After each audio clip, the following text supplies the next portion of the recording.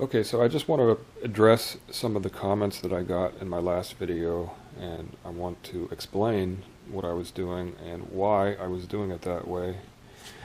I've been experimenting with these new push sticks and these rubber feet, which have been working out really well. So I've been doing more things with my table saw that I haven't been able to do before because I have more control with these push sticks to maneuver workpieces around.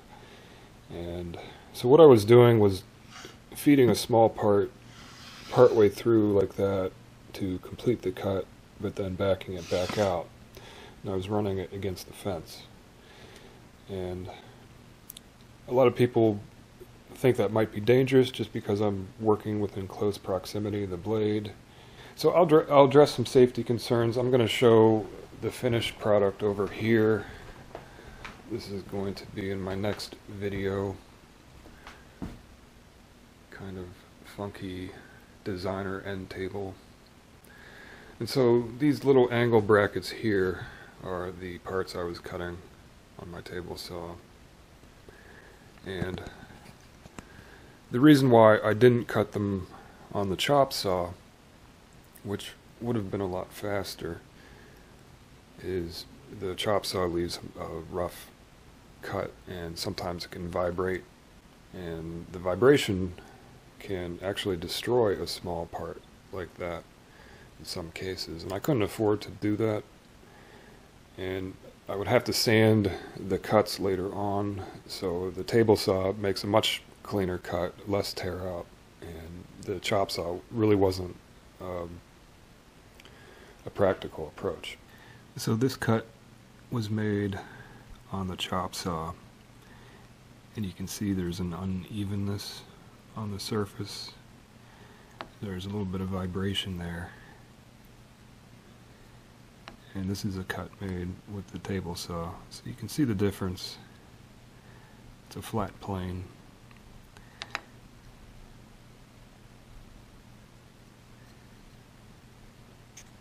I could have cut it a different way using a table saw sled, but I would have to figure out some way to mount the oddly shaped part I was cutting, and so I would have set up time there. I would have to make kind of a jig and a setup method. God damn it. It has been brought to our attention that your Google Plus profile is 50% incomplete.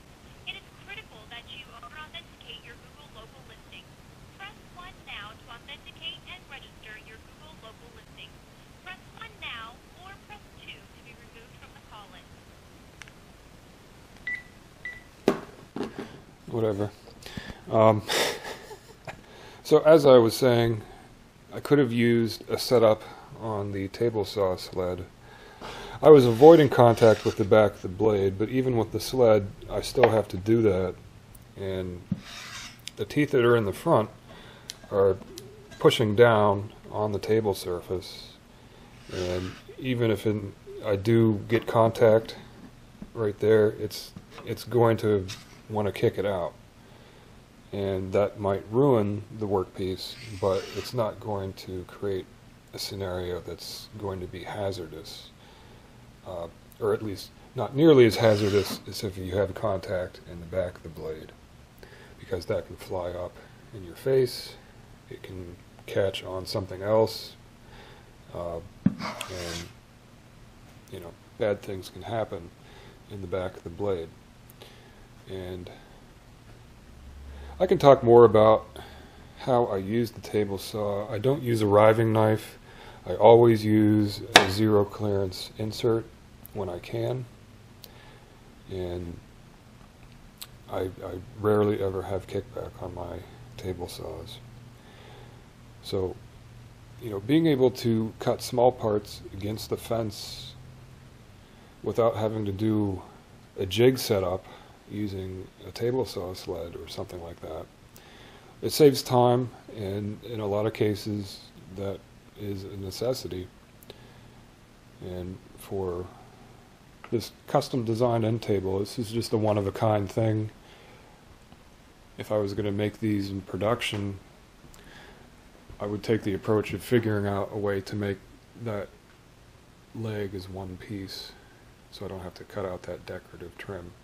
And I imagine that the factory that produced these would have done it that way. So, in my opinion, using a zero clearance insert on the table saw is the safer and more practical approach. And this is my riving knife that came with the machine. I've never put it on, and they don't work with zero clearance inserts. They do make, or somebody makes a tab or something that you can install. I've never tried that, so I'm not going to comment if that's a good idea or not. But I don't feel that kickback is a problem for the way I use the saw, and having the zero clearance insert actually does prevent kickback to some extent, because it kind of locks the blade in position and prevents it from deflecting. So in the case where you have the workpiece binding in between the fence and the blade, or you have, a kickback occurring, there's a lot of blade deflection that goes along with that, and the deflection can make things a lot more aggravated. And so the zero clearance kind of like locks it in position and prevents that deflection. These are some inserts. These are both factory inserts. This is the one that came with my Jet, and the opening is like, it looks like 5/8 of an inch. I cut this one open to work for a dado blade. I altered it, but little slivers would always get sucked in there, and the deflection of the blade can occur. There are no written in stone rules about table saw safety.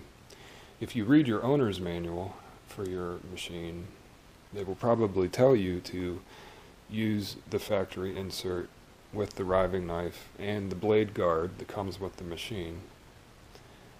And in terms of blade guards, I don't know anybody that actually keeps it on. They might use it once just to see how cumbersome it is. I just don't see why it's practical at all.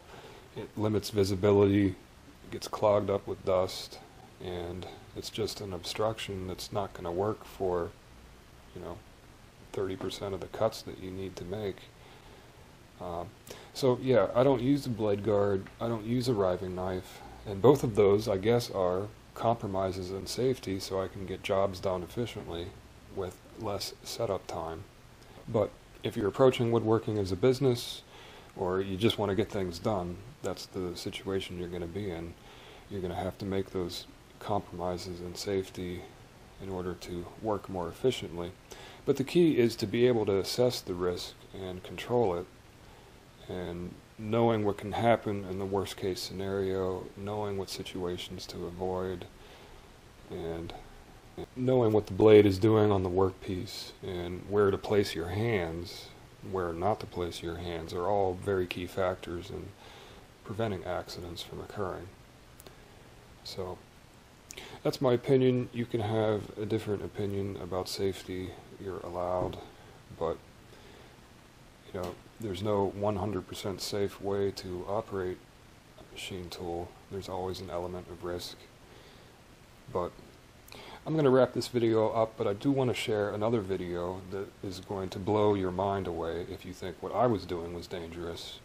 But it's another case of compromising safety in order to get things done. And in this case, I'm going to show a video of a professional pipe maker cutting briar the traditional way. And I had no idea people could use a circular saw blade like this, but it is possible, and it is possible to do it safely. These people have been doing it all their lives, and they have all their fingers, so it's just about understanding what the blade is going to do and keeping it sharp, keeping it lubricated, keeping the machine running the way it's supposed to are all important factors. So, that's enough for today. Hope you learned something.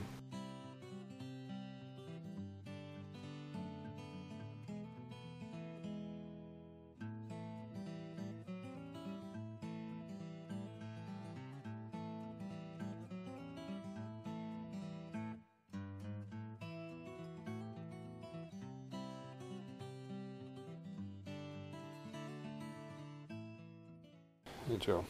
Yeah, I guess it's time to end the video.